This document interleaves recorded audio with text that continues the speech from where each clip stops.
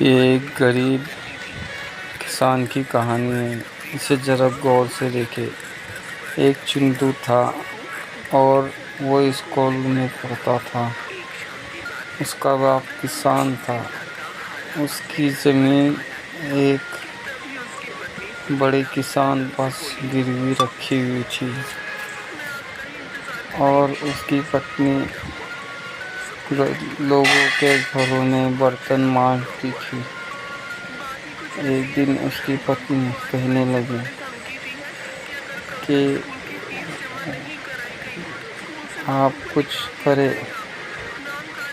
उस किसान ने बोला कि मैं अपनी पुरखों की ज़मीन के लिए साहब से कुछ मांगता हूँ।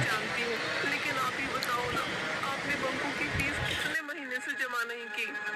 सुनीता की बात सुनकर रतन उदास होकर गहरी सोच में डूबते हुए बोला, बात तो तुम सही कह रही हो।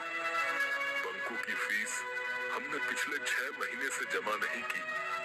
इसमें प्रिंसिपल का कोई दोष नहीं, सारा दोष मेरा है। मेरी एक बात समझ में ये नहीं आती, हमारे पास 5 बीघा उपजाऊ जमीन है, फिर भी आप दूसरों के खेतों में काम करते रहते हैं और उसके बदले आपको आखिर मिलता ही क्या है? अगर मैं दूसरों के घर में बर्तन ना मांजूं तो हमारे घर का खर्चा चलना भी मुश्किल हो जाएगा। मैं क्या करूं सुनीता, तुम अच्छी तरह से जानती हो कि हमारी 5 बीघा जमीन चतुर सिंह के यहाँ पर गिरवी पड़ी हुई है। पिताजी ने सेठ जी से जो 2 लाख रुपए का कर्जा लिया था वो उसे चुका नहीं पाए और स्वर्ग सिधार गए। और रही बात मेरी, तो तुम तो जानती हो कि मैं मुश्किल से कितना कमा पाता हूँ। मैं आपकी सारी बात समझती हूँ, लेकिन कुछ ना कुछ तो करना ही पड़ेगा ना। अगर ऐसे ही चलता रहा तो मुझे लगता है हमारे इससे भी बुरे दिन शुरू हो जाएंगे। तुम चिंता मत करो सुनीता, मैं कोई ना कोई इंतजाम करता हूँ। इतना कहकर रतन चारपाई पर लेटकर गहरी सोच में डूब गया। रतन रात भर यही सोचता रहा कि आखिर ऐसा कौन सा काम किया जाए जिससे उसकी गरीबी दूर हो जाए। अगले दिन रतन अपने चतुर सिंह की हवेली में पहुंच गया। रतन चतुर सिंह की हवेली में अपने ही खेतों में काम किया करता था, जो कि चतुर सिंह के कब्जे में थे।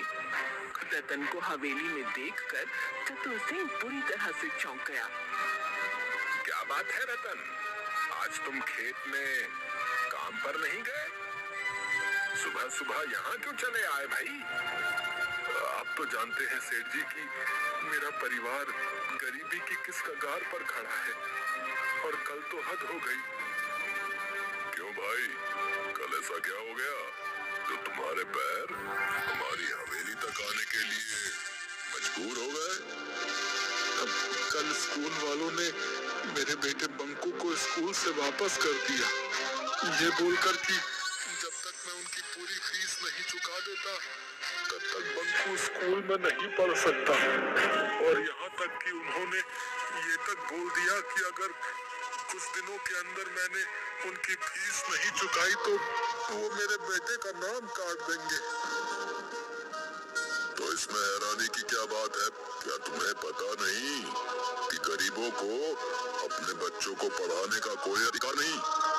अरे भाई, अपने बेटे से कहो कि वैसे भी पढ़ लिख कर किसी की नौकरी तो लगती नहीं है, तुम्हारे साथ कुछ काम करेगा तो तुम्हें कुछ ना कुछ कमा कर ही देगा। ये कैसी बातें कर रहे हैं सेठ जी? आप चाहते हैं कि मैं अपने बच्चे की पढ़ाई छुड़वा दूं और उसे अपनी ही तरह अनपढ़ रहने दूं? अनपढ़ होना बुरी बात नहीं है रतन, गरीब होना बुरी बात है। अब तुम ही देखो, इस देश में न जाने कितने ऐसे नेता बनते हैं जिन्होंने कभी स्कूल की शक्ल तक नहीं देखी होती। इस देश में नेता किस प्रकार से बनते हैं और वो क्या करते हैं, मुझे इस बात से कोई लेना देना नहीं। मैं किसी भी कीमत पर अपने बेटे की शिक्षा नहीं छुड़वा सकता, क्योंकि शिक्षा ही हमारे आने वाले कल को सुधारता है। मुझे कोई शौक नहीं है ये बताने का कि तुम्हें क्या करना है।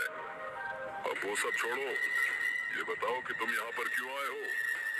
सेठ जी, मेरे खेत आपके यहाँ पर बरसों से गिरवी रखे हैं। मुझे अपने खेत होते हुए भी अपने ही खेतों में नौकरी करनी पड़ रही है और उसके बदले आप मुझे देते क्या है।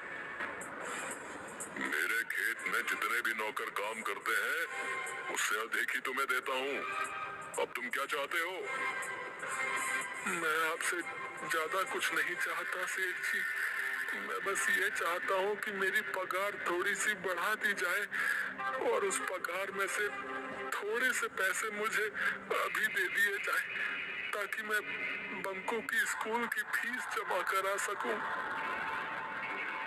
रतन की बात सुनकर चतुर सिंह जोर जोर से हंसते हुए बोला, लगता है तुम्हारा दिमाग खराब हो गया रतन। तुम शायद भूल गए हो